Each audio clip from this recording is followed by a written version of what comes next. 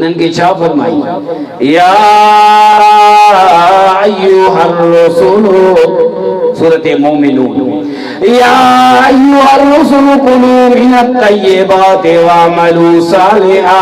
इन्नी बिमा तामलून अलीम। ऐ रसूलन जी जमायत पाकीज़ा रोज़ी खाओ, पाकीज़ा शयूं खाओ, अमल साले कयो। बेशक अल्लाह करीम जाने पयो तव्हांजे हर अमल के। अल्लाह करीम रसूलन के वो खबरदार कयो आ तव्हां चूंडिल जमायत अल्लाह जी आयो। अल्लाह करीम तव्हां के रहनुमाई जे लाइ रसूल बनाए करे न कायनात में मोकिलियो आ। हर रसूल के अल्लाह करीम जो यो हुक्म आए त तव्हांजे पेट जे अंदर हलाल जी रोज़ी हुजे, रिज़्क़ हलाल हुजे। अल्लाहुम्मा सल्लि अला मुहम्मद व अला आलि मुहम्मद कमा सल्लैता अला इब्राहीम व अला आलि इब्राहीम इन्नका हमीदुम मजीद। अल्लाहुम्मा बारिक अला मुहम्मद व अला आलि मुहम्मद कमा बारकता अला इब्राहीम व अला आलि इब्राहीम इन्नका हमीदुम मजीद। फ़क़द क़ाल अल्लाहु तबारक व तआला फ़िल क़ुरआनिल मजीद वल फ़ुरक़ानिल हमीद। फ़अऊज़ु बिल्लाहिस समीइल अलीम मिनश शैतानिर रजीम मिन हम्ज़िही व नफ़्ख़िही व नफ़्सिही। बिस्मिल्लाहिर रहमानिर रहीम। या अय्युहन नासु कुलू मिम्मा फिल अर्ज़ि हलालन तय्यिबा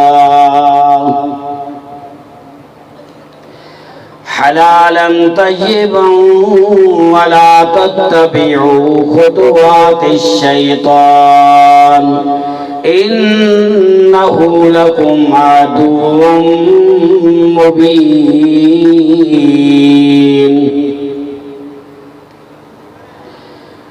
रब्बि शरह ली सदरी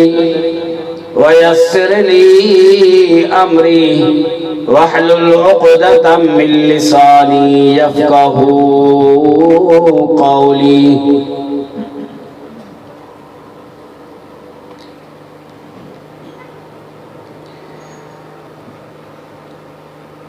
तमाम तारीफों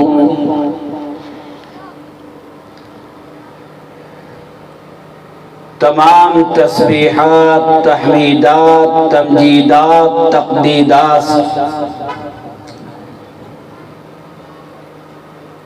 हम्द सना अल्लाह रब्बुल इज़्ज़त जे लाए जो कुल कायनात जो खालिक ऐं मालिक पालनहार ऐं परवरदिगार वहदहू ला शरीक आहे।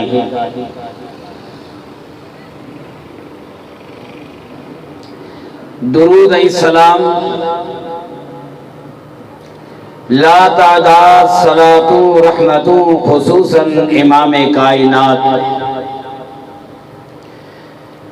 खातमुल अंबिया वल मुरसलीन रहमतुल लिल आलमीन जनाब हजरत मुहम्मदुर रसूलुल्लाह सल्लल्लाहु अलैहि व आलिहि वसल्लम जिनके ज़ाते अक़दस से ऐं दुरूद सलाम हुजन संदन तमाम सहाबा किराम ऐं संदन अहले बैत अल्लाहुम्मा सल्लि व सल्लिम अला नबिय्यिना मुहम्मदिन सल्लल्लाहु अलैहि व आलिहि व अस्हाबिही अजमईन।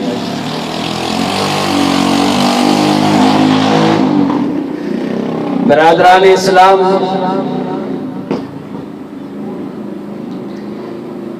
एक इस्लाही तबलीगी प्रोग्राम रखियो वयो आहे।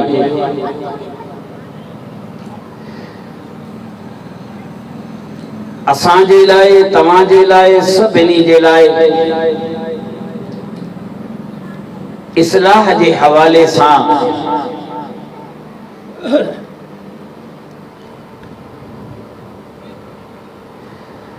कुरान करीम मां मो आयत तिलावत कई आहे सूरतुल बकरा मां।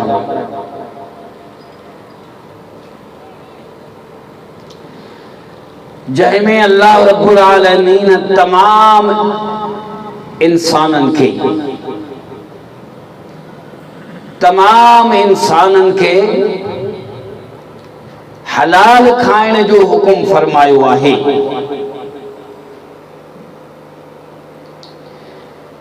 हिकड़ी जगह ते अल्लाह रब्बुल आलमीन तमाम इंसानियत के हुकुम फरमायो आहे हलाल खाओ, हलाल रिज़्क़ कमायो, हराम खां बचो।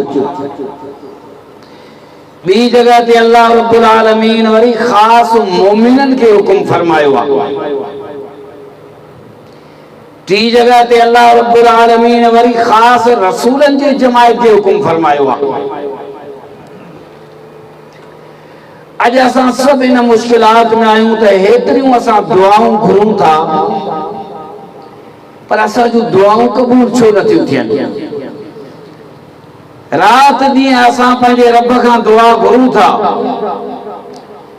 हर मुश्किलात अल्लाह करीम आसान करे, अल्लाह रब्बुल आलमीन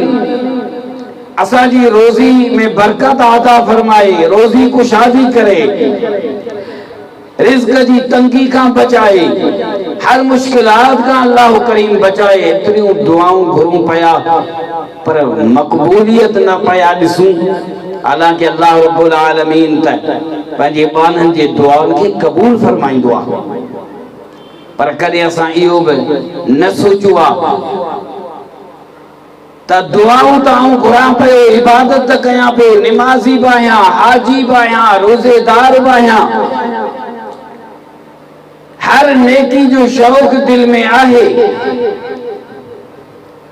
पर कॾहिं मूं इहो सोचियो न आहे त मुंहिंजी ग़िज़ा, मुंहिंजो खाधो पीतो, मुंहिंजो लिबास किथे हराम शइ, हराम रक़म मां, हराम रिज़्क़ मां त नाहे। छो त दुआ जी मक़बूलियत जा अल्लाह करीम शर्त रखिया आहिनि, दुआ जी क़बूलियत जा शर्त आहिनि।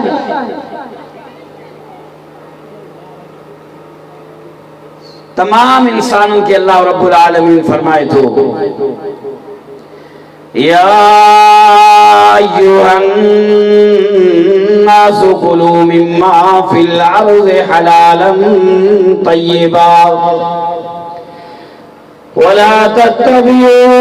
खुतवातिश शैतान इन्नहु लकुम अदुव्वुम मुबीन। इंसान हलाल रिज़्क़ खाओ, हराम का बचो, हलाल रोज़ी जी तलब कयो। वला तत्तबिऊ खुतवातिश शैतान, शैतान जी ताबेदारी न कयो, शैतान जे विखुन जे पोयां न हलो। तवाजे हलाल रिज़्क़ में शैतान कोशिश करे हराम दाखिल कंदो,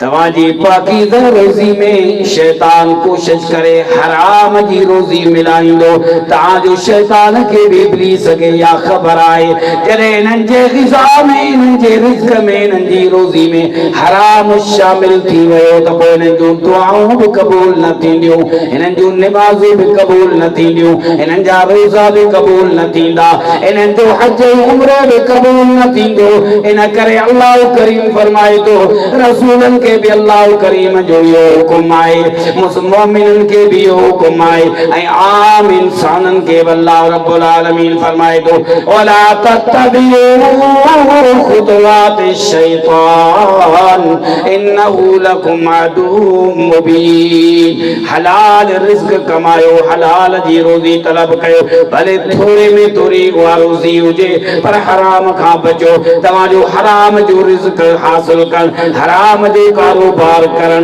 यो शैतान जो अमल थव शैतान जे पोयां न हलो बेशक वो तव्हां जो पधरो दुश्मन आहे। बी जगह ते अल्लाह रब्बुल आलमीन वरी खास करे मोमिन के हुक्म फरमायो आ। इन आयत में त इहो खास अल्लाह सही निशानदेही कई आ जे तव्हां चाहियो त असांजी इबादत अल्लाह करीम कबूल करे, असांजी तौहीद अल्लाह के कबूल हुजे, असांजी नमाज अल्लाह करीम के कबूल हुजे, असांजा रोजा असांजी नफली इबादत असांजी फर्जी इबादत अल्लाह करीम पसंद करे कबूल करे त पोइ उन जो भी शर्त तव त हलाल जी रोजी खाओ। या अय्युहल्लज़ीना आमनू कुलू मिनत तय्यिबाति या अय्युहल्लज़ीना आमनू कुलू मिन तय्यिबाति मा रज़क़नाकुम वश्कुरू लिल्लाहि इन कुंतुम इय्याहु ताबुदून। ऐ ईमान वारो पाकीज़ा रिज़्क़ हासिल कयो, पाकीज़ा रोज़ी खाओ, हलाल जी रोज़ी जेका अल्लाह करीम तव्हां जो रिज़्क़ रखियो आ उन मां तव्हां पाकीज़ा शयुनि खे पसंद कयो ऐं अल्लाह जो शुक्र अदा कयो। जेकॾहिं तव्हां ख़ासि उन जी इबादत कयो था, अल्लाह करीम जी इबादत में तव्हांजी ज़िंदगी गुज़री रही आहे त पोइ इहो शर्त अथव अल्लाह करीम पाण पाक आहे, पाकीज़ा माण्हुनि खे पसंद कंदो, पाकीज़ा रोज़ी के पसंद कंदो आ। इन करे फरमाइन कुंतुम इय्याहु ताबुदून जे तव्हां अल्लाह जी इबादत कयो था, हिक पालनहार जी इबादत कयो था, पाण खे तौहीद वारो समझो था त पोइ तव्हां रिज़्क जेको हासिल था कयो, तव्हांजी कमाई, तव्हांजो रोज़गार, तव्हांजी रिज़्क हासिल कर हलाल मां हुजे। वरी नंबर अल्लाह करीम उन्हनि जो आंदो जेके तमाम मखलूक खां यानी इंसाननि खां तमाम आला अल्लाह करीम उन्हनि जा दर्जा रखिया। तमाम इंसाननि में मकाम हासिल जो आहे त मुसलमाननि खे आ, मुसलमाननि में तमाम मकाम ऐं जेको दर्जो आहे सो मोमिननि खे आ। मोमिननि खां मका बाद में उम्मत का बाद में अल्लाह से यानी उम्मत का अग में अल्लाह करीम जो दर्जो रखियो आ मकाम दिनो आ वो रसूल जो आ। उन्हनि खे छा फरमाई या अय्युहर रसूल सूरत मोमिनून या अय्युहर रसूल कुलू मिनत तय्यिबाति वअमलू सालिहा इन्नी बिमा तामलून अलीम। ऐ रसूलन जी जमात पाकीज़ा रोज़ी खाओ, पाकीज़ा शयूं खाओ, अमल सालिह कयो, बेशक अल्लाह करीम जाने पयो तव्हांजे हर अमल खे। अल्लाह करीम रसूलन खे खबरदार कयो आ तव्हां चूंडियल जमात अल्लाह जी आयो। अल्लाह करीम तव्हां खे रहनुमाई जे लाइ रसूल बनाए करे न कायनात में मोकिलियो आ। हर रसूल खे अल्लाह करीम जो इहो हुकुम आहे त तव्हांजे पेट जे अंदर हलाल जी रोज़ी हुजे, रिज़्क़ हलाल हुजे, छो त उन जो मकाम ऐं दर्जात वो बुलंद आहे। इन लिहाज़ सां असांखे सोचणु खपे त असां इहा त ॻाल्हि सोचींदा आहियूं असांजूं दुआऊं क़बूल नथियूं थियनि, असां हेतिरी इबादत था कयूं पोइ बि मक़बूलियत नज़र न पई अचे। हर रोज़ानो असां मुश्किलात में मुब्तला आहियूं, परेशानी आहे, महांगाई आहे, रोज़ी में बरकत कान्हे का, कमाए कमाए थकिजी पिया आहियूं। अल्लाह करीम जे हुक्म जे मुताबिक़ असां अमल कयूं त यकीनन उहा रोज़ी बरकत वारी बि हूंदी, हलाल वारी रोज़ी हूंदी ऐं उन जे खाइण में उन जी हासिल करण में सुकून हूंदो। अल्लाह से सुकूनियत नाज़िल फरमाईंदो। हदीस मुस्नद अहमद में अल्लाह जे रसूल सल्लल्लाहु अलैहि वसल्लम जिन असांखे उहा नसीहत कई आहे जो तव्हां चओ था त असांजी दुआ क़बूल कान्हे का, तव्हां चओ था दुआऊं घुरी घुरी थकिजी पिया आहियूं, असांजी दुआ क़बूल छो नथी थिए? अल्लाह के रसूल सल्लल्लाहु अलैहि वसल्लम फरमायो हदीस मुस्नद अहमद में पाण फरमायो है इंसान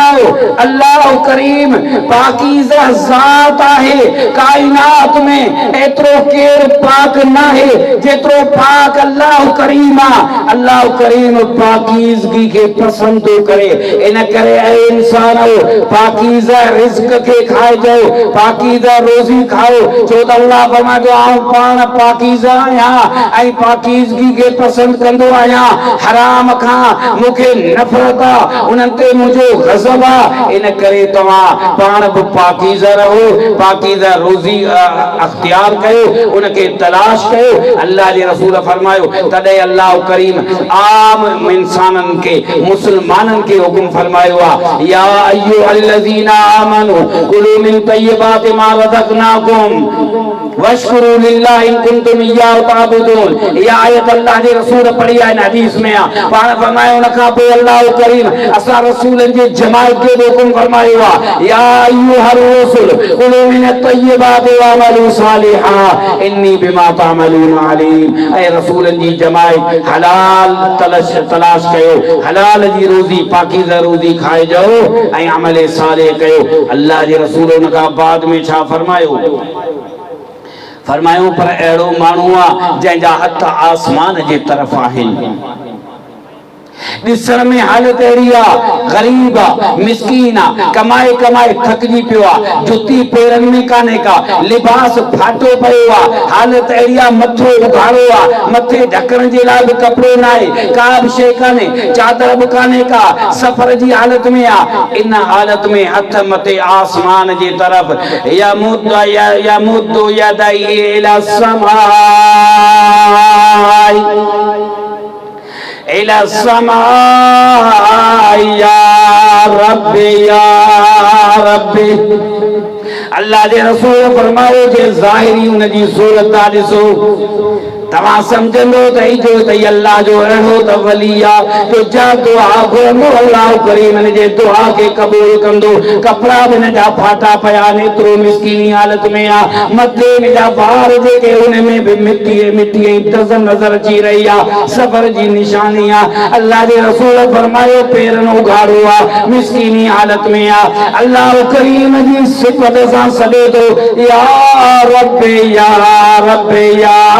ओ मुझा रब इन हालत में पर अल्लाह के रसूल फरमायो मतामुहु हरामुन व मशरबुहु हरामुन व मलबसहु हरामुन पाण फरमायो त कीअं उन शख्स जी दुआ कबूल थींदी जंहिंजी रोज़ी रुक जेका पेट में हराम जी जंहिंजो पीअण बि हराम जो ऐं जंहिंजो पाइण लिबास बि हराम जे रोज़ी में वग़ुज़ी हरामुन ऐं उन जो खाइण पीअण बि हराम जो पाण फरमायूं फाना युस्तजाबु लिज़ालिक अहिड़े शख्स जी दुआ कीअं क़बूल थींदी अहिड़े शख्स जी दुआ कबूल कीअं थींदी ज़ाहिरी सूरत असां जी अहिड़ी आहे यकीनन क़ुरान व सुन्नत जे असां अमल पिया कयूं ऐं निमाज़ी बि आहियूं सभु ॻाल्हियूं असां में आहिनि पर इन पासे असां थोरो तवजह न कयो आहे त किथे असांजे इन रिज़्क जे मामले में हराम त शामिल न आहे जो शैतान हराम के बेहतरीन अल्फाज दई करे बेहतरीन लक़ब दई करे बेहतरीन नाला दई करे तवा के एडो मुतमैन कंदो जो तवा चंदो त इन में तो को हराम शे आही कान इन कारोबार में को हराम गाल ही काने का ही त का गाल ही काने हराम इनके न चेबो ये शैतान सिंगारे करे दींदो आ अने करे अल्लाह के रसूल सल्लल्लाहु अलैहि वसल्लम जिन फरमायो इन पासे तवा तवज्जो कयो भले केतरा आसमान जे तरफ हाथ खणंदो पर जे करे तवा जी तवाजे पेट में तवाजे अंदर उहा ग़िज़ा हराम जी आ त अल्लाह करीम कबूल न कंदो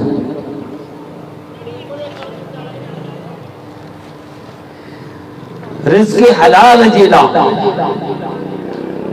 असां तलाश लाइ निकरूं था मेहनत कयूं था दुकानदार दुकान ते वञी वापारी मार्केट में वञी माल जो वापारी पिड़ी में थो वञे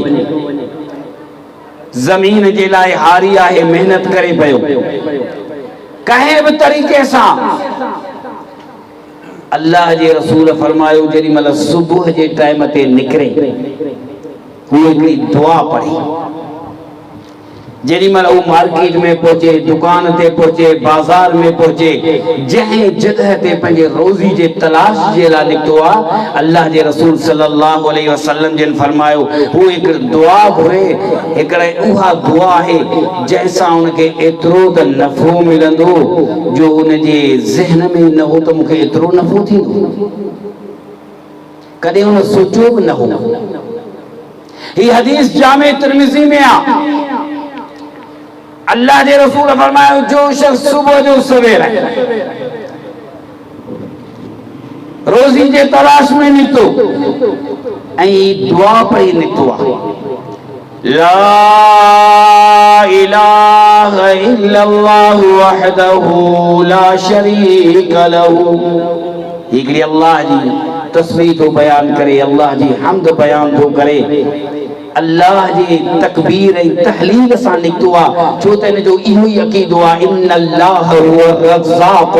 ज़ुल क़ुव्वतिल मतीन। ज़हन में इहा ॻाल्हि न आहे त दुकानदार मूंसां सस्ताई कंदो या न, शइ मूंखे छो त असांजो त ज़हन इन पासे आहे, वञा थो बाज़ार में ख़बर न आहे हीअ शइ केतिरी महांगी हूंदी ऐं कीअं हासिल करे सघंदुसि, ख़बर न आहे अॼु मज़दूरी मूंखे केतिरी मिलंदी, अॼु मुंहिंजो छा मामिलो थींदो। असां इहा सोच करे निकिरंदा आहियूं, पर अल्लाह जो रसूल फरमायो इहा सोच न कयो, सोच इहा कयो, इन्नल्लाह हुवल रज़्ज़ाक़ ज़ुल क़ुव्वतिल मतीन, जंहिं रोज़ीअ जो इंतज़ाम कयो आहे, जंहिंजे नाले सां आउं निकिरां थो, बसि मुश्किलात उहो ई ख़त्म कंदो, मार्केट में पहुचाईंदो उहो, बाज़ार में उहो ई पहुचाईंदो, दुकान ते पहुचण मुंहिंजो कमु आहे, सभु मामला आसान कनि रज़्ज़ाक़ ज़ुल क़ुव्वतिल मतीन जो कमु आहे। अल्लाह करीम जो इहो मामलो आहे। तॾहिं सभ खां पहिरीं घर मां इन अंदाज़ में निकिरे, ला इलाहा इल्लल्लाह वहदहु ला शरीक लहू लहुल मुल्कु व लहुल हम्दु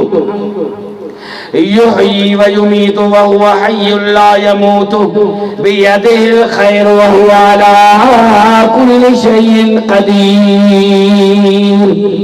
अल्लाह जे रसूल सल्लल्लाहु अलैहि वसल्लम जिन फरमायो जेको इहा दुआ पढ़ी करे, अल्लाह करीम जी तारीफ़ करे, अल्लाह ज़ुल क़ुव्वतिल मतीन के याद करे निकिरंदो आहे, रोज़ी जे तलाश में निकितो आहे, अल्लाह करीम जे दरबार खे छा नफ़ो मिलंदो आहे। पाण फरमाईंदा हदीस में 10 लख नेकियूं त पहिरीं उन जूं लिखियूं वेंदियूं आहिनि, 10 लख गुनाह माफ़ कया वेंदा आहिनि, 10 लख दरजात बुलंद थींदा आहिनि। हाणे जेसि ताईं हू पंहिंजे कारोबार जे लाइ वञे,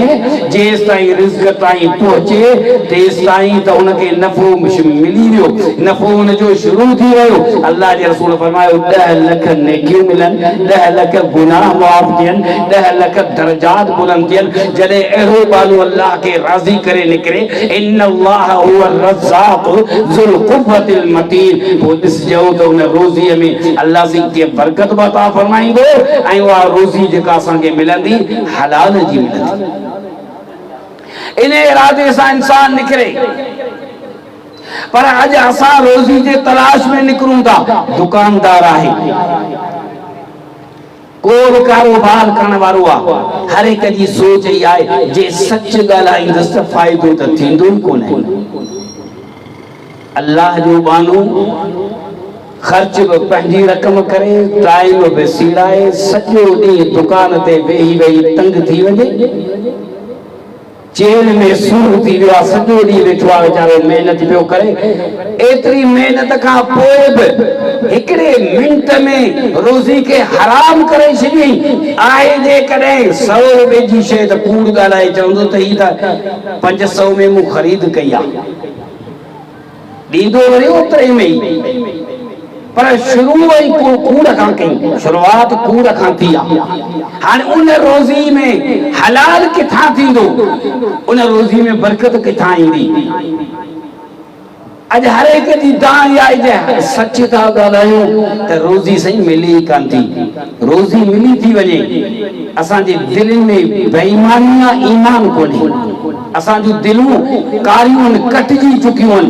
अल्लाह ते भरवसो इन अल्लाह हुव रज़्ज़ाक़ ज़ुल क़ुव्वतिल मतीन ते असां जो भरवसो कोने को तदे असां 1 रुपए जेड़ा 5 रुपए जेड़ा पंहिंजो ईमान ज़ाया कयूं कूड़ ॻाल्हायूं साॻियो नफ़ो उहो ई जेको लिखियल त उहो ई मिलंदो पछाड़ी मजबूर थी करे बि ॾेई छॾींदो पर हेॾो गुनाह पंहिंजी इन रोज़ी हलाल में हराम शामिल करे छॾी अल्लाह जे रसूल सल्लल्लाहु अलैहि वसल्लम फरमायो हदीस सही मुस्लिम में आ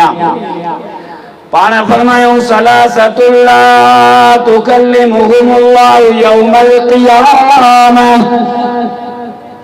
सलासतुल्ला युकल्लिमुहुमुल्लाहु यौमल क़ियामति वला यंज़ुरु इलैहिम वला युज़क्कीहिम वलहुम अज़ाबुन अलीम अल्लाह जे रसूल फरमायो 3 किस्मन जा माण्हू अहिड़ा हूंदा जिनके अल्लाह रब्बुल आलमीन क़यामत जे ॾींहुं ॾिसंदो न उन्हनि ॾांहुं नज़र बि न कंदो अल्लाह करीम उन्हनि खे पाक न कंदो अल्लाह करीम उन्हनि सां ॻाल्हाईंदो बि न वलहुम अज़ाबुन अलीम उन्हनि जे लाइ दर्दनाक अज़ाब अल्लाह जे रसूल हिकु दफ़ो बि फरमायो ॿियो दफ़ो फरमायो टियों दफ़ो साॻी ॻाल्हि खे दोहरायूं तॾहिं सैयदना अबू ज़र ग़िफ़ारी रज़ी अल्लाह अन्हु चवण लॻो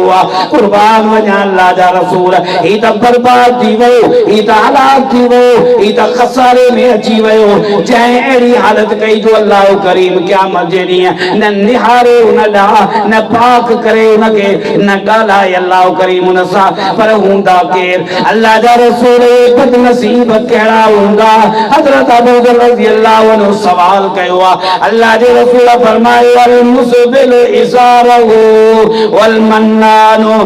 वल मुनफिकु सिलातहु बिल हल्फिल काज़िब अल्लाह जे रसूल सल्लल्लाहु अलैहि वसल्लम जिन फरमायो सब खां पहिरीं मुतकब्बिर इंसान जंहिंजे शलवार जा पांचा भेदी का हेठ ते हूंदा आहिनि मर्दनि ॾांहुं इशारो आहे अल्लाह जे रसूल फरमायो मर्द जंहिंजे शलवार जी पांचा हुन जा भेदी का हेठ लुटकी रहिया आहिनि गोद बदल आहे त उहो कपिड़ो भेदी का हेठ आहे क़यामत जे ॾींहुं अल्लाह करीम न निहारींदो हुनजे तरफ़ न ॻाल्हाईंदो अल्लाह करीम हुन सां न हुनखे पाक कंदो ॿियो नंबर अल्लाह जे रसूल फरमायो वल मन्नान एहसान फरामोश जे करे कंहिं माण्हू जे मथां हुन एहसान कयो आहे कंहिंजे मथां हुन थोरो कयो आहे कंहिं सां हुन जेका सो ख़ैर ख़्वाही कई आहे पर गुस्से में अची करे हुनखे फ़ाइदो न पहुतो त उहो एहसान ॼाणाईंदो रहियो हुनखे ताना हणंदो रहियो ऐं हुनखे ॿुधाईंदो रहियो एहसान पंहिंजा यादि ॾियारींदो रहियो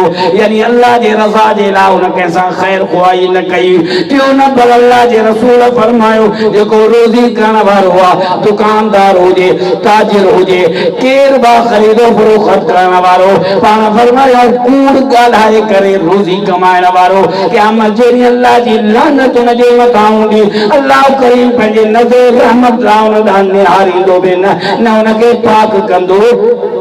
न अल्लाह करीम सां कलाम कंदो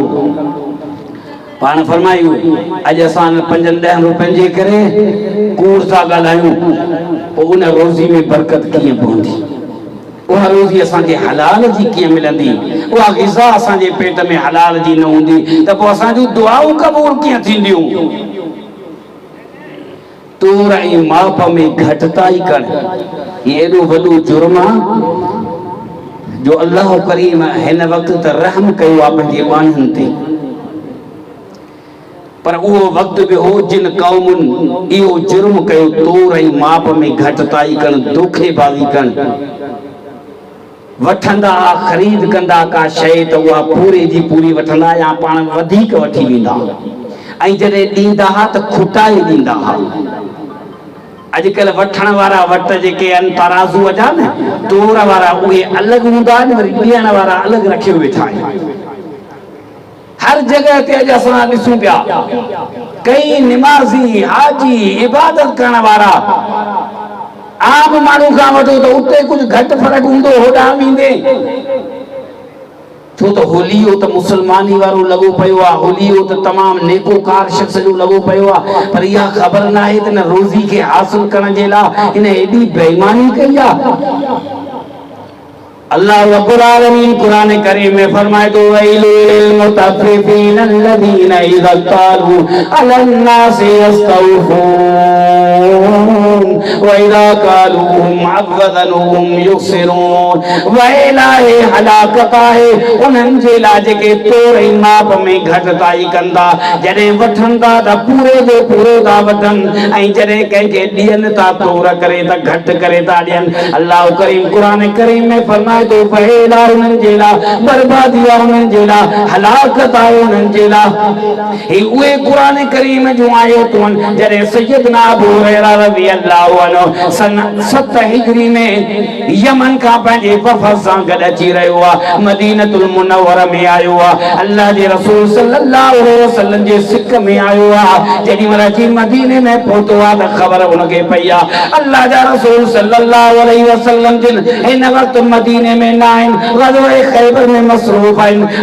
ख़ैबर जी जंग लड़ी रहिया आहिनि। हज़रत अबू हुरैरा रज़ियल्लाहु अन्हु फरमाए थो उहा रात असां वफ़द समेत मदीने में गुज़ारी आहे, पर मदीने में जेको अल्लाह जे रसूल सल्लल्लाहु अलैहि वसल्लम क़ाइम मक़ाम साहबी बनायो हुयो सैयदना सिबा बिन उफ़ार रज़ियल्लाहु अन्हु, उहो मदीने जो क़ाइम मक़ाम अल्लाह जे रसूल जे तरफ़ां मुक़रर कयल आहे। फजर जी नमाज़ पढ़ाए रहियो आहे, हिकिड़ी रकात में सूरत मरियम पढ़ी, ॿी रकात में जेॾी महिल मूं पहिरियों दफ़ो ही क़ुरान ॿुधो आहे हिन सहाबी खां, जेॾी महिल ॿी रकात में पढ़ण लॻो बिस्मिल्लाहिर रहमानिर रहीम वैलुल लिल मुतफ्फिफीन अल्लज़ीना इज़ा क़ालू अलन नासि यस्तौफून। हज़रत अबू हुरैरा रज़ियल्लाहु अन्हु फरमाए थो नमाज़ जी हालत में ई मूंखे यादि अची वियो पंहिंजो इलाइक़ो, पंहिंजो ॻोठ जो हिकिड़ो माण्हू मुंहिंजे ज़हन में अची वियो। उन वक़्तु आउं सोचणु लॻंदो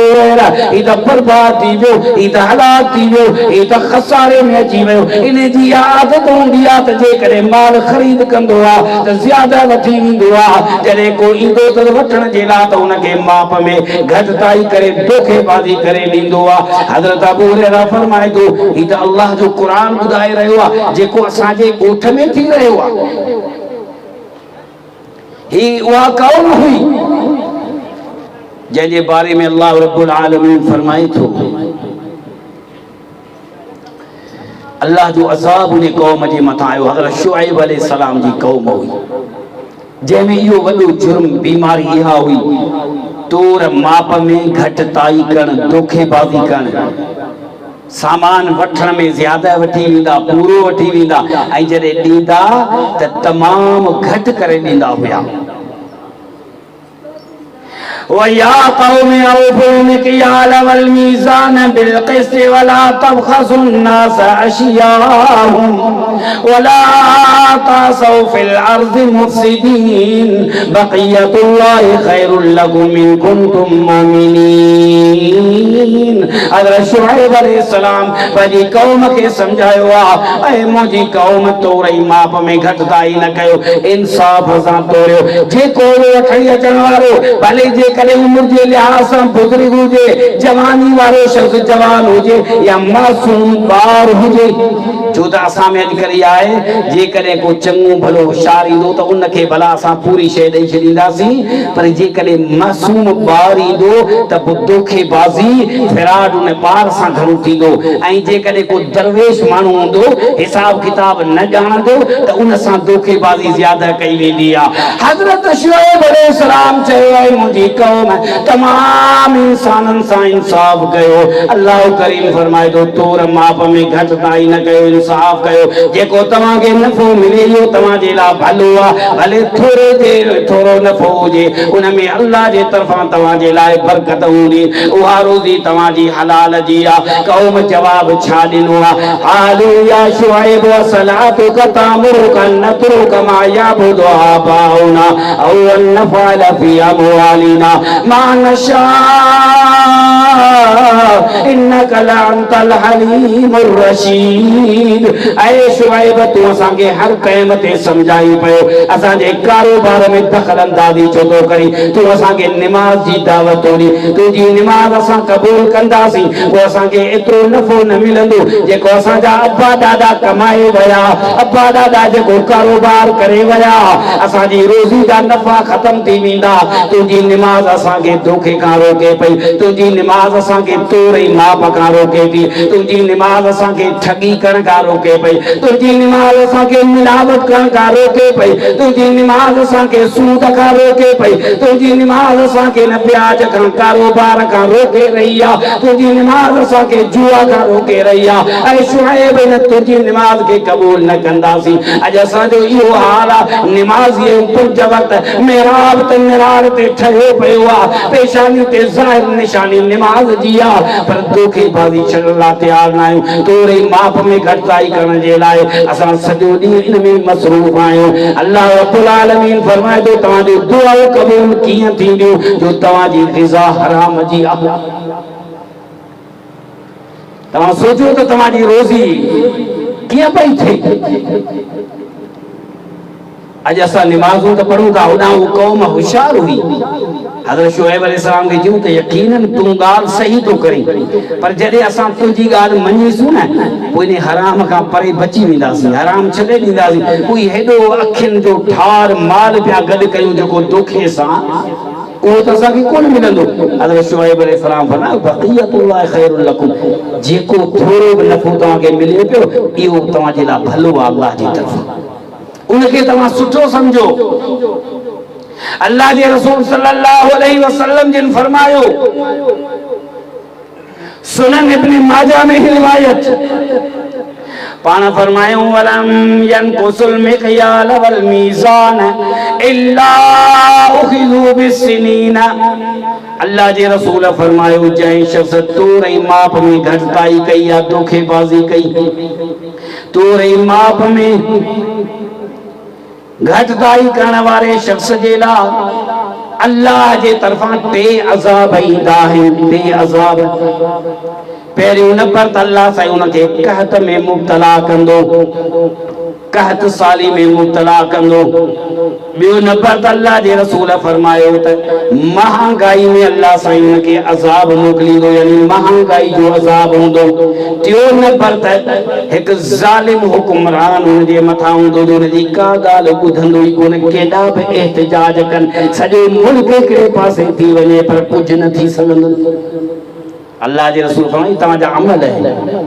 ही तव्हांजा ई अमल आहिनि जैसा ये टे अज़ाब अथव। तव्हां ठगी कई, तव्हां धोखो कयो, तव्हां तोरे माप में घटिताई कई, तव्हां खीर में मिलावट कई, माखी में मिलावट कई, हर शइ में मिलायव, ये धोखेबाज़ी कयव, अल्लाह जे तरफ़ां इहो अज़ाब आयो। पहिरीं त अल्लाह करीम तव्हांजे लाइ रोज़ी तंग करे छॾी, नंबर ॿ त अल्लाह करीम तव्हांजे लाइ महांगाई जो तूफ़ान आणे छॾियो आहे। हर जॻह ते महांगाई जी दाह लॻी पई आहे। छा कजे हेॾी महांगाई आहे, छा कजे हुकूमत ॿुधे ई कान थी। कीअं ॿुधंदी जंहिंजे लाइ अल्लाह जे रसूल फरमायो आहे वजौर सुल्तान अलैहिम, अल्लाह से अहिड़ो त हुकुमरान मथां मुसलत कंदव जो तव्हांजी जान न छुटंदी हुन मां। हा असीं पंहिंजे पाण खे सुधारियूं, पंहिंजी इस्लाह कयूं, यकीनन अल्लाह करीम ही सारी तब्दीली आणे छॾींदो। अल्लाह से कहत ख़त्म कंदो, महांगाई ख़त्म कंदो। अल्लाह से हिकु रहमतिल हुकुमरान आणींदो, इंसाफ वारो हुकुमरान ईंदो। यकीनन धोखो करण, मिलावट जो एॾो त गुनाह आहे जंहिंखे अल्लाह जे रसूल पंहिंजी उम्मत मां ई कढी छॾियो आहे। जेको मिलावट करण वारो शख्स आहे, अफ़सोस आहे। ऐं कसम एतिरा खणंदो साईं जेकॾहिं खीर में मिलावट कर त मुंहिंजी मेंह मरी वञे। ऐं ख़बर बि आहे भई खीर में मिलावट पाणी न पियो करे, पाउडर मिलाए पाणी में पोइ पियो मिलाए। ऐं होॾा वॾा कसम खणंदो त असांखे एॾो ख़ौफ़ आहे जो असांजो माल मरी वञे जेकॾहिं धोखो कयूं। ऐं अॼु उहो पाणी वारो खीर 120 खां बि मथे थी वियो आहे आम जॻहनि ते। अफ़सोस मुस्लमान आहियूं असां। हालांकि खीर त असां मुस्लमाननि खां ई वठंदा आहियूं न, मुसलमान ही कारोबार करण वारा आहिनि। हर दुकान ते वञो, किथे को का ख़ालिस शइ न पई मिले। अल्लाह जा रसूल मंडी में निकिता आहिनि, अनाज जा ढेर लॻा पिया आहिनि, खजूरा, अनाजा, वॾी मंडी आहे। पाण करीम सल्लल्लाहु अलैहि वसल्लम जिन मदीने में निकिता। ये हदीस सही मुस्लिम में आहे। पाण करीम सल्लल्लाहु अलैहि वसल्लम जिन हलंदे हलंदे ॾिठूं त हिकिड़ो अनाज जो ढेर जेको लॻो पियो आहे ॾाढो बहितरीन आहे। जो अॼु बि तव्हां निकिरो मंडी में भाॼी वारनि वटि वञो, फ्रूट वारनि वटि वञो त जेका सुठी शइ हूंदी उनखे साम्हूं साम्हूं करे रखंदा त पोइ ॾिसी दोखो खाई वञे, असांजो शिकार थिए, पोइ अचे पोइ विच में सभु शयूं ख़राब पयूं वञनि। पहिरीं ज़ाहिर करे ॾिसंदा ऐं के हिंदुनि जो सिर्फ़ु कमु न आहे, के गैर मुस्लिमनि जो न, निमाज़िन जो, हाजिन जो 5 वक़्त आज़ान ईंदी आहे फौरन दुकान बंदि करे, रेड़ी बंदि करे निमाज़ ते अॻियां वेंदा। पर अॻियां ॾिसंदो त सिंगारे फ्रूट रखंदा ऐं सिंगारे तमामु भाॼियूं रखंदा, विच में छा हूंदो त ख़राब शयूं उहे पोइ मिक्स करे ॾेई छॾींदा आहिनि ऐं रेट वरी उनजो जेका शइ असां साम्हूं ॾिठी आहे। अल्लाह जे रसूल ॾिठो त हीउ ढेर लॻो पियो आहे अनाज जो, केॾो बहितरीन अनाज जो दाणो आहे। नबी अलैहिस्सलातु वस्सलाम विया, हीउ अल्लाह जे तरफ़ां को ॿुधाइणो हो, वही थी, अलका थियो, जो अल्लाह जे रसूल कॾहिं बि न कयो। पंहिंजो हथ मुबारक उन ढेर जे अंदरि विझी छॾियऊं, उन अनाज खे अंदरां खां कढियऊं। जेॾी महिल उन ढेर में पंहिंजो हथ मुबारक अंदरि विझी उन अनाज मां अंदरां खां ईअं लप भरे कढी आया त अन्न जेको हो सो पुसियल हो, ॿाहिरि मथां सुकल हो। ही सही मुस्लिम में हदीस। अल्लाह जे रसूल ॾिसी फरमायो फला जअलतहु, अल्लाह जे रसूल सल्लल्लाहु अलैहि वसल्लम जिन फरमायो छा आहे, हाणे वो अनाज खपाइण वारो परेशान थी वियो, चवण लॻो या रसूल अल्लाह,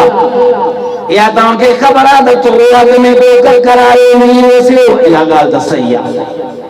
अल्लाह जा रसूल मींहं वसण जे करे या मुंहिंजी कणक पुसी वई, ॿी अंदर जेका पयल हुई उहा खणी मुंहिंजे मथां ॾेई छॾी। अल्लाह जे रसूल पोइ फरमायो छा फरमायो? फरमायो पोइ ईअं करियां त उहा पुसियल खे अलॻि करे छॾी आहे, जेका सुकल कणक तूं अलॻि रखी छॾी आहे। पाण फरमायो मन गश फलैस मिन्नी,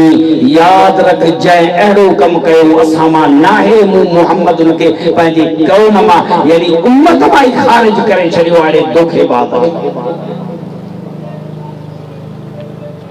जेका शइ आहे उनखे वठो वठां पाणी जी लॻी पई आहे, तोर में कुझु सवाई थी वञे। अल्लाह जे रसूल फरमायो जेकॾहिं तूं ईअं थो करीं त तूं उहा पुसियल कणक जुदा करे रखी हा ऐं जेका ख़ुश्क हुई उनखे जुदा करे रखी हा, पर अहिड़ो कमु जेकॾहिं कंहिं मिस करे छॾियो आहे, पाण फरमायूं उहो असां मां नाहे। यराहुन नास मन गश फलैस मिन्नी, जेको माण्हुनि खे ॾेखारे थो धोखेबाज़ी थो करे उहो असां मां नाहे। उहे अल्लाह जा बाना हुया जिन रोज़ीअ खे हलाल करण जे लाइ अहिड़ी ईमानदारी ॾेखारी हुई जंहिंखे क़यामत ताईं हदीस जी सूरत में अल्लाह करीम उन्हनि खे नुमाया करे छॾियो त अहिड़ा बि दुनिया में ईमानदार माण्हू हुया जिन जी अल्लाह जे रसूल बि तारीफ़ कई आहे। हदीस सही बुखारी में, सही मुस्लिम में, सही बुखारी जी हदीस नंबर 3472, सही मुस्लिम में हदीस नंबर 1721 ते ही मुतफ़क़ुन अलैहि रिवायत आहे, सही जी रिवायत आहे। अल्लाह जे रसूल सल्लल्लाहु अलैहि वसल्लम जिन फरमायो कहीं कौम में ॿ शख्स आहिनि, ॿई कारोबार करण वारा, हिकिड़ो माण्हू वञी ज़मीन जो टुकड़ो तो हिकिड़े खां ख़रीद करे, पाण फरमायूं प्लाट वठण वारो आहे, हिकिड़े माण्हू खां उन प्लाट वरितो आहे, ज़मीन जो टुकड़ो वरितो आहे, ज़मीन जो टुकड़ो न हासिल कयो आहे, रक़म त ॾेई छॾी त पर जेॾी महिल उन ज़मीन खे उन आबाद करण जी कोशिशि कई, जेॾी महिल उन में हल हलाइण शुरू कई त उतां हिकिड़ो सोन जो मट निकिरी पियो। अल्लाह जे रसूल फरमायो सोन जो मट आहे यानी ज़ेवर सां भरियल आहे। हिन जेॾी महिल ॾिठो ई परेशान थी वियो, असां जहिड़ो हुजे हा त ख़ुशि थी वञा त ही त सजी जिंदगी कमाया हा एतरी आबादी कान थे हा जेको एक सोन जो मट निकरी पयो आ जमीन मा मु तो खरीद करे छडिया असा जो तो कैसा गाली न करे लिकाए जुबाए छडिया। अल्लाह जे रसूल फरमायो त ये शख्स सोन जो मट खणी करे उन वक्त पंजो कम छडे दिनई ओ हर हलान छडे दिनई ओ सोन खणी करे मालिक वट जेका न जमीन खरीद कई आ हालांकि वो हाने न जमीन जो मालिक त न रहो आ पर वो सोन खणी वयो आ उन जे हवाले की कि अल्लाह जा बाना मु तो खां जमीन जो टुकड़ो वरतो मु तो खां सोन कोन वरतो आ ही तुजी जमीन मालिक तो आयो वापस कर। अल्लाह जे रसूल फरमायो था क्या भरी एतरो त ईमानदार हो जो छा तो चवे तो मु तो खां रकम हासिल करे छडिया इन जमीन जे टुकड़े जी हासिल कया इन तुजे हिस्से मा यो सोन निकतो आयो मुंजो नाही यो मुंजो नाहे यो सोन तुजो आ तू जमीन जा पैसा देना तो उन मा सोन निकरे मिट्टी निकरे छा हुजे तुजी मिल्कियत आ हु चवे त ना आऊं न करूं सी तुजी मिल्कियत आ भई बिनी जो झगड़ो थी वयो हाने उहा शय परे पई आ। अल्लाह जे रसूल फरमायो कोन जो फैसले करण वारो टियो माण्हू आयो अल्लाह जी तरफा मोकिलियो वियो त ईमानदार एतिरा आहिनि जो इन्हनि जो फैसलो वरी कर। फैसले वारो आयो जी छा था पिया विड़ो हू चवे थो त ही सोन निकतो आहे इन जी ज़मीन मां मु खरीद कई ही पर सोन त मु खरीद न कयो ही त ज़मीन मु वती आ उने मां सोन निकतो आ हू चवे जेको कुछ मु ॾिनो ज़मीन ॾेई छॾी आ पोइ उन मां सोन हुजे चांदी हुजे मिट्टी हुजे को वण हुजे पर हिन जो हिन जो हक़ आ। उन चयो हाणे तव्हां ॿई नथा खणो न भला ॿुधायो ॿिनी जो औलाद आहे हिकिड़े जो हा मुंहिंजो पुटु आ ॿिए जो मुंहिंजी धीउ आ न्याणी आ चई हाणे ईअं कयो रिश्तो कयो पाण में तू पंहिंजे पुट जे लाइ उनखां न्याणी वठ हाणे इहो सोन इहो ज़ेवर सभु ॾियो तव्हां उनखे कुझु तव्हां बि ख़र्च कयो कुझु पंहिंजे औलाद खे ॾियो कुझु सदकात कयो हुनजो वाकई इहा ॻाल्हि सही आहे पोइ ईअं ई कयो वियो। अल्लाह जे रसूल फरमायो अहिड़ा शख़्स बि ईमानदार हुया दुनिया जे अंदरि यकीनन ईमान सां हलाल जी रोज़ी खे तलब करण वारा अहिड़ा शख़्स हुया अल्लाह करीम शल असांखे बि उहा हलाल जी रोज़ी ॾे उहो असां में ईमान हुजे जंहिंसां असांजो रिज़्क़ हलाल जो थी वञे। अल्लाह जे रसूल सल्लल्लाहु अलैहि वसल्लम जिन दस ॾिनो ऐं अल्लाह करीम उन जा औक़ात रखिया आहिनि अल्लाह करीम टाइम रखिया आहिनि त तव्हांखे रोज़ी जो ही टाइम आहे तव्हांजे लाइ आराम जो ही टाइम आहे तव्हांजे लाइ हिन टाइम ते तव्हांखे ही रोज़ी खुशहाली मिलंदी हिन टाइम ते तव्हां ही मेहनत कंदव उहा टाइम असां कोन था ॾिसूं ऐं यकीन जॾहिं निमाज़ जो टाइम ईंदो आहे न उन वक़्तु दुकानदार सोचींदो आहे त रश घणी थी वई आहे असर अल्लाह करीम फरमायो वला तत्तबिउ खुतुवात शैतान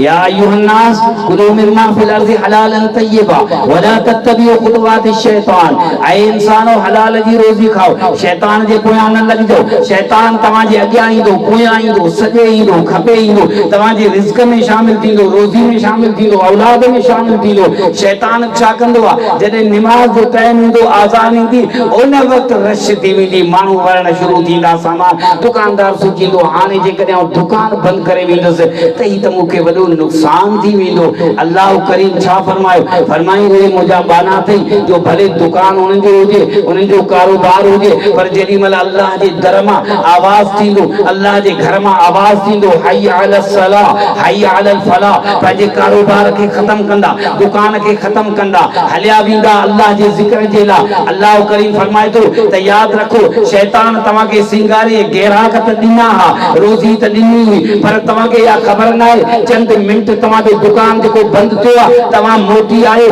लियजज़ियहुमुल्लाह अहसन मा अमिलू फी बुयूतिन अज़िनल्लाह तुरफा व युज़कर फीहा स्मुहु युसब्बिहु लहू फीहा बिलगुदुव्वि वल आसाल रिजालुन ला तुलहिहिम तिजारतुन वला बैउन अन ज़िक्रिल्लाहि व इक़ामिस सलाह व ईताइज़ ज़कात यख़ाफून यौमन ततक़ल्लबु फीहिल क़ुलूब والأبصار ليجزيهم الله أحسن ما عملوا ويزيدهم من فضله والله يرزق من يشاء بغير حساب। फरमाए मुझा उहे मोमिन बनाता है जिनके नमाज जिनके रोजा जिनके नमाज जिनके ज़कात ये शयूं कारोबार रुकावट न विझंदो आहे जिन जे लाइ निमाज़ खां रोज़न खां ज़कात खां इबादत खां उन्हनि खे कारोबार का बि रुकावट न विझंदो आहे दुकानदारी न रोकींदी आहे मज़दूरी न रोकींदी आहे अल्लाह फरमाए थो वल्लाहु यरज़ुक़ु मन यशा जंहिंजी रोज़ी आऊं चाहियां जंहिंखे जेको कुझु ॾियां उन जे लाइ जेको कुझु लिखियल आहे इहा सोच तुंहिंजी ग़लति आहे त जे आऊं निमाज़ ते वेंदुसि ही गिराकी फिटी वेंदी निमाज़ ते त मूंखे एॾो फ़ाइदो न थींदो ही वरी ॿिए पासे हलिया वेंदा ॿिए दुकान ते वेंदा अल्लाह फरमाए थो वाइदो आऊं थो कयां लियजज़ियहुम अहसन मा अमिलू उन खां वधीक ॾींदोसीं उन खां वधीक ॾींदोसीं एतिरो ॾींदुसि जो तुंहिंजे गुमान में न हो अल्लाह से टाइम रखिया 5 वक्त तूं चंद मिनटनि जे लाइ रोज़ी खे हिकिड़े पासे रख अल्लाह करीम नफ़ो ॾियण वारो आहे अल्लाह करीम बरकत विझण वारो आहे त उहे औक़ात उहे टाइम बि अल्लाह करीम मुक़ररु कया जॾहिं असां उन्हनि जी पाबंदी कयूं यकीनन अल्लाह जे हुक्म जे मुताबिक़ हलूं त उहो हलाल जी रोज़ी मिलंदी बरकत वारी रोज़ी मिलंदी मुश्किलात बि ख़तम थी वेंदी इहो अल्लाह करीम वाइदो कयो आहे आख़िरी ॻाल्हि अल्हम्दुलिल्लाह असांजा ख़ुसूसी मेहमान फज़ीलत शेख हाफ़िज़ मोहम्मद अनवर हफ़िज़हुल्लाह अल्हम्दुलिल्लाह पहुची चुका आहिनि जंहिंजो असांखे इंतज़ार हुयो आख़िरी हदीस बयान करे ऐं पंहिंजो बयान ख़त्म थो कयां अल्लाह जे रसूल सल्लल्लाहु अलैहि वसल्लम जिन सहाबा किराम जी जा तरबियत कई रिज़्क़ जे मामले में हलाल जी रोज़ी तलाश करण जे मामले में उनमें इहा ॻाल्हि आहे त तव्हां ख़ैर ख़्वाही जो सोचिजो कंहिं मुस्लमान सां ख़ैर ख़्वाही कयो सिर्फ़ नफ़े ॾे न ॾिसो यकीनन तव्हां लाज़मी सभु कंहिंखे नफ़ो खपे पर उन नफ़े सां गॾु तव्हां ख़ैर ख़्वाह बि हुजो उन ख़ैर ख़्वाही जे करे अल्लाह करीम तव्हांजी रोज़ी में बरकत विझंदो सही बुखारी में हदीस है हजरत जरीर बिन अब्दुल्लाह रज़ी अल्लाह ताला अन्हु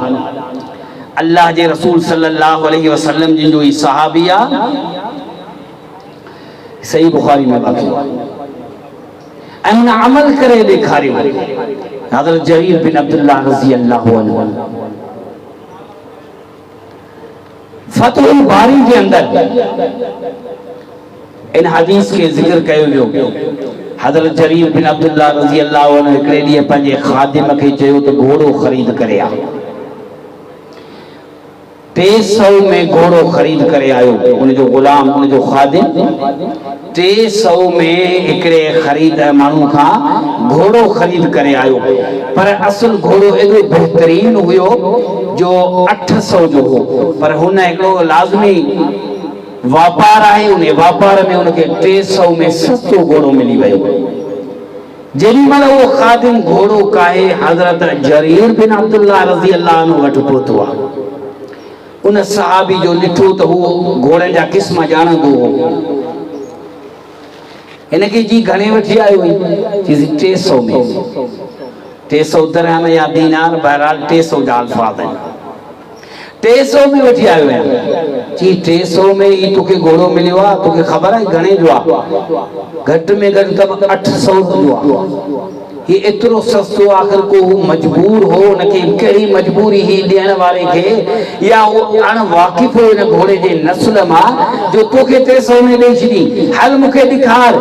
ख़ादिम खे ताजुब गुलाम खे छा था कयो ही कारोबार आहे मंडी आहे घोड़नि जी लॻी पई वापार आहे जेकॾहिं असांखे मिली वियो आहे एॾो नफ़ो आहे तव्हांखे छा जो फ़िक्र आहे जी न हल मूं सां गॾु ॾेखार ई कंहिंखां ख़रीद कयो अथई हज़रत जरीर बिन अब्दुल्लाह रज़ी अल्लाह अन्हु पंहिंजे गुलाम खे वठी आयो आहे गुलाम अची करे उन शख़्स सां मिलाए थो त साईं मूं हिन खां घोड़ो ख़रीद कयो आहे हज़रत जरीर रज़ी अल्लाह अन्हु फरमायो तो घोड़ो खपायो आहे हा घणे में हिनखे ॾिनो अथई जी 300 में जी कीअं ॾिनई छाजे लाइ ॾिनई तोखे का मजबूरी आहे जी बसि कारोबार आहे मूं त का मजबूरी हुजे न हुजे मूं ॾेई छॾियो आहे जी न ई 500 ज़्यादा वटि छो त 800 जो घोड़ो आहे मूंखे ख़बर आहे खादिम के ताजुबाई चापयो करे ऐं जंहिं घोड़ो खपायो उनके ताजुबा तई केड़ो मालिका केड़ो वापारी आ जेको मूंखे एतो वधीक नफ़ो ॾेई रहियो आहे जी छा जे लाइ तव्हां ईअं करे रहिया आहियो। हज़रत जरीर बिन अब्दुल्लाह रज़ियल्लाहु अन्हु फरमाए थो अल्लाह जे रसूल सल्लल्लाहु अलैहि वसल्लम जिन सां मूं बेअत कई हुई साहबी जो ईमान ॾिसो फरमाई अल्लाह जे रसूल सां तिन ॻाल्हियुनि ते मुंहिंजी बेअत अल्लाह हिकु त निमाज़ सारी ज़िंदगी ज़ाया न कंदुसि कॾहिं बि निमाज़ जो फर्ज़ ज़ाया न कंदुसि इहो मुंहिंजी बेअत में शामिल आहे मुंहिंजे हलफ़ में शामिल आहे। अल्लाह जे रसूल सां वाइदो कयल आहे ॿियो नंबर त माल मां ज़कात अदा कंदुसि इहा बेअत अल्लाह टियों नंबर त मुस्लमान सां हमेशह ज़िंदगी में ख़ैर ख़्वाही कंदुसि कंहिं सां बि दोखो न कंदुसि कंहिं खां बि ग़लति फ़ाइदो न हासिल कंदुसि कंहिंजी मजबूरी ॾिसी ग़लति फ़ाइदो न वठंदुसि। असां अॼु सॼो ॾींहुं पैसा खणी हलंदा आहियूं त कंहिंखे मजबूर ॾिसूं को सस्तो प्लाट खपाए थो मजबूरी में को सस्तो जानवर खपाए थो मजबूरी में कोई अन्न जी मजबूरी में वीचारो को बीमार आहे को सस्तो खपाईंदो सॼो ॾींहुं इन जी तलाश हूंदी आहे त पोइ इहो फ़ाइदो थिए। हज़रत जरीर बिन अब्दुल्लाह फरमाए थो ही 500 वठ तूं छो त मूं अल्लाह जे रसूल सां इहा बेअत कई हुई त आउं कॾहिं बि कंहिंजी मजबूरी मां फ़ाइदो न वठंदुसि। मुंहिंजा मुस्लमान भाइरो जेकॾहिं असांजो अहिड़ो ईमान हुजे अहिड़ो असांजो अमल हुजे